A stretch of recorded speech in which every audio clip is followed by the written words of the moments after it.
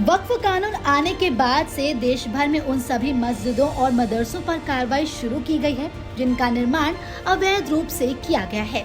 इसी क्रम में अब गृह मंत्रालय के निर्देश पर सिद्धार्थनगर जिले के भारत नेपाल सीमा से सटे 15 किलोमीटर के दायरे में अवैध अतिक्रमण के खिलाफ चलाए गए अभियान की चपेट में 3 मस्जिद और 14 मदरसे आ गए हैं। तीनों मस्जिद और 14 मदरसे सरकारी भूमि पर अवैध निर्माण में चिन्हित किए गए हैं। कुछ मदरसे ऐसे भी हैं जो पूरी तरह से सरकारी जमीन पर बने हुए हैं। 17 की तादाद में चिन्हित इन मस्जिद और मदरसों में नौगढ़ तहसील की 1 मस्जिद और 8 मदरसे, जबकि शोहरतगढ़ तहसील के 2 मस्जिद और 6 मदरसे शामिल हैं। अवैध रूप से अतिक्रमण कर बनाए गए इन मस्जिदों और मदरसों के जिम्मेदारों को प्रशासन ने नोटिस जारी किया है। कुछ दिनों बाद कानूनी तौर पर सुनवाई होने के बाद इन मस्जिद और मदरसों पर बुलडोजर की कार्रवाई की जा सकती है। हालांकि अवैध निर्माण की श्रेणी में चयनित इन मदरसे और मस्जिदों के जिम्मेदारों का कहना है कि उनकी कई पुश्तों से इस जगह पर मस्जिद और मदरसे बने हुए हैं। बचपन से ही वह इन मस्जिद और मदरसों में नमाज पढ़ने और तालीम लेने आते रहे हैं। अभी तक उन्हें इस बात की जानकारी नहीं थी कि सरकारी जमीन पर अवैध रूप से बने हुए हैं। मामले में ग्रामीण मोहम्मद इमरान ने क्या कुछ कहा, आइए आपको सुनवाते हैं। जी, ये नोटिस हमको कल मिली है और अभी तक हम लोग जब से पैदा हुए हैं तभी से इसमें नमाज पढ़ते चले आए हैं। हमें ये खबर नहीं थी कि ये बंजर की ज़मीन है, क्योंकि इसके आसपास जितनी ज़मीन है हमारे नंबर की ज़मीन है, तो हम समझ रहे थे कि ये भी नंबर ही की ज़मीन होगी। तो इसमें मस्जिद बनाई गई है, अब पता भी नहीं कि कब बनी हुई है। शुरू से लेकर के हमारे बाप दादा वगैरह सब नमाज़ पढ़ते चले आए और अभी कल नोटिस आया, उसमें ये वाज़ेह किया गया है कि ये बंजर ज़मीन है। तो अब हम गवर्नमेंट से अपील करते हैं कि अगर वो चाहें तो इसके बदले में वो हमसे ज़मीन ले लें, कोई दूसरी ज़मीन ले लें और इसको छोड़ दें। ये मेरी अपील है गवर्नमेंट से। अब जबकि जिला प्रशासन ने उन्हें नोटिस देकर इस बारे में सूचित किया है, तो वह संबंधित अधिकारियों के पास जाकर अपनी बात रखेंगे और उनसे अपील करेंगे कि अगर अवैध अतिक्रमण की श्रेणी में ये मस्जिद मदरसे आते हैं तो इसकी जगह उनसे उनकी दूसरी निजी जमीन लेकर इसके ऊपर बुलडोजर की कार्रवाई न की जाए। अमीर आबिद अली ने मामले में क्या कहा? तो ये वहाँ सब ईदगाह बनाई गया है, 40-45 साल है कि हमारे जानी नहीं पाई था। वही ज़मीन में हमारे बनाए का झोपड़ी, पहले नंबर में झोपड़ी बनाया गया है, उसके बाद में वही में धीरे धीरे ईदगाह बनाया गया है।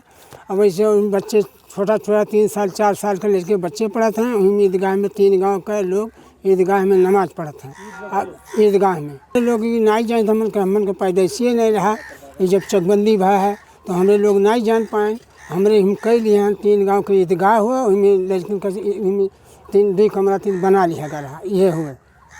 हमन के जानकारी कुछ नहीं है। सरकार के जानकारी है कि अब सरकार का भाई हमन के सुविधा दे दे, गिराव परावे ना। 3 गाँव का महाजन है ईदगाह हुए। अब आगे प्रशासन इस मामले में सुनवाई के बाद क्या कार्रवाई करता है, यह आने वाले समय में पता चलेगा। फिलहाल सिद्धार्थनगर जिले के भारत नेपाल सीमा से सटे कुल 17 मस्जिद और मदरसे पर योगी सरकार की बुलडोजर की कार्रवाई की तलवार लटक रही है।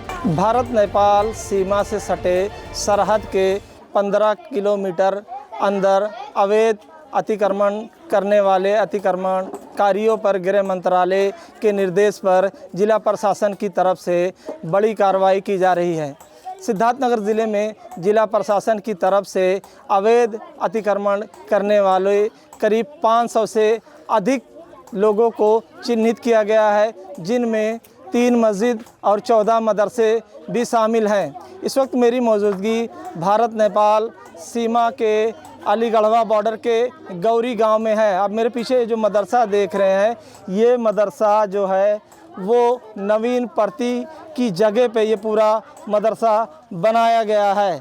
अब मदरसे के जो संचालक हैं उनको प्रशासन की तरफ से धारा 67 की एक नोटिस देकर ये बताया गया है कि जो आपका मदरसा है ये नवीन प्रति की जगह पे बनाया गया है और अवैध अतिक्रमण किया गया है।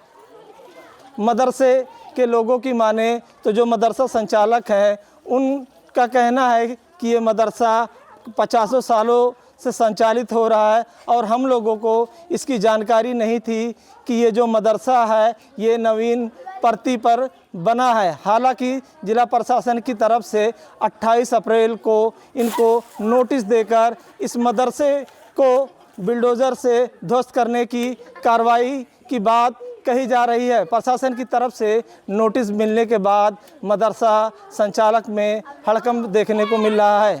Saddam Khan, news India, Siddharthnagar. ऐसी तमाम खबरों की जानकारी के लिए देखते रहिए न्यूज़ इंडिया।